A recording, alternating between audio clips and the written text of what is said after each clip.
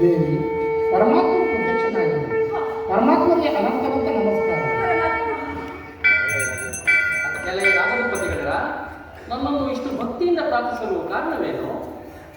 ಪರಮಾತ್ಮ ಸಭೆಯಲ್ಲಿ ಜ್ಞಾನ ಪರವಶನಾಗಿ ಆ ದೇವನಾದ ಶನಿದೇವನು ನನ್ನ ತಂದೆಯ ಕಷ್ಟಪಟ್ಟಿದ್ದನ್ನು ತಿಳಿದು ನಾನು ಮತಂಗತೆಯಿಂದ ದುಷ್ಟಶಿಲೆಯನ್ನು ತಿಳಿಸಿದ್ದೇನೆ. ಪರಮಾತ್ಮನ ಪ್ರತ್ಯಕ್ಷನಾಗಿ ಬಂದು ನನ್ನನ್ನು ಕಾಲದಿಂದ ಹೊಡೆದು ನಿನ್ನ ಸಿರಿಭೋಗಗಳನ್ನು ತೊಲಗಿಸಿ ನಿನ್ನನ್ನು ಕಾಡು ಕಾಲು ಮಾಡದೆ ಹೋದರೆ ನಾನು ಸೂರ್ಯ ಸುಖ ಶನಿಯೇ ಅಲ್ಲವೆಂದು ಹಠ ಮಾಡಿದರು. ನಾನು ಎಷ್ಟು ವಿನಯದಿಂದ ಬೇಡಿಕೊಂಡರೂ ಪರಮಾತ್ಮನಿಗೆ ಕರಿಕರ ಬರದೆ ಪರಮಾತ್ಮನು ಹಠ ಮಾಡಿ ಮಾಯವಾಗಿ ಶ್ರೀದೇವರು ಕೊಡುವ ಕಷ್ಟವನ್ನು ಪಾರು ಮಾಡಿ ನಮ್ಮನ್ನು ಕೈ ಬಿಡದೆ ಕಾಪಾಡಬೇಕು. ಪರಮಾತ್ಮ ಕಾಪಾಡಬೇಕು. ರಾಜೇಂದ್ರ, ರಾಜಪತಿಗಳರ ಇದಕ್ಕಾಗಿ ಹೇಳಲು ಕೇಳಿ.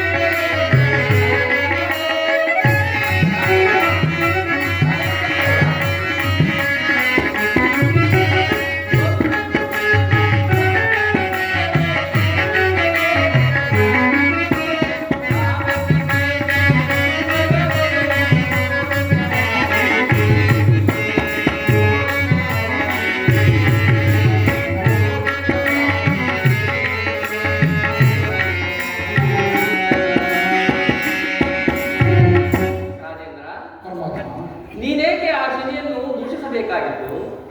ಆತನು ರುದ್ರಾಂಶ ಸಂಭೂತನು, ಹಾಡಿನ ಮೇಲೆ ಕಷ್ಟಗಳನ್ನು ಕೊಟ್ಟೇ ಕೊಡುವನು. ನನ್ನನ್ನೇ ಬಿಟ್ಟವನಲ್ಲ, ನನಗೆ 10 ಜನ್ಮಗಳೆತ್ತುವಂತೆ ಮಾಡಿರುವನು. ಇನ್ನು ಬಿಟ್ಟವರ ಪಾಡಿ. ಹಾಗಾಗಿ ನಿನ್ನ ಶತ್ರುವಾಗಿರುವಂತಹ ದುಷ್ಟಕೇತು ಮಹಾರಾಜನು ನಿನ್ನ ಪಟ್ಟಣಕ್ಕೆ ಮುತ್ತಿಗೆ ಹಾಕುವನು. ಅದಕ್ಕೆ ಮುಂಚಿತವಾಗಿ ನಿನಗೆ ಬೇಕಾಗಿರುವ ಸಾಮಗ್ರಿಗಳನ್ನು ಮತ್ತು ದ್ರವ್ಯಗಳನ್ನು ಸಿದ್ಧಪಡಿಸಿಕೊಂಡು ಎಲ್ಲಿಯಾದರೂ ಹೋಗಿ 7.5 ವರ್ಷಗಳ ಕಾಲ ತಲೆ ತಪ್ಪಿಸಿಕೊಳ್ಳಿ.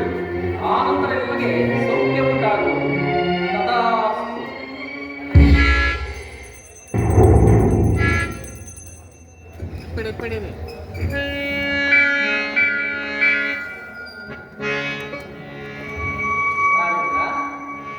ಎಲ್ಲಿಯಾದರೂ ಹೋಗಿ 7.5 ವರ್ಷಗಳ ಕಾಲ ಸತ್ಯ ಧರ್ಮದಿಂದ ನೀವು ಪರಿಪಾಲನೆ ಮಾಡಿದ್ದ ಆಗದಲ್ಲಿ ನಿಮಗೆ ಮತ್ತೆ ನಿಮ್ಮ ರಾಜ್ಯವು ನಿಮಗೆ ತಲುಪುವುದು. ತಥಾಸ್ತು.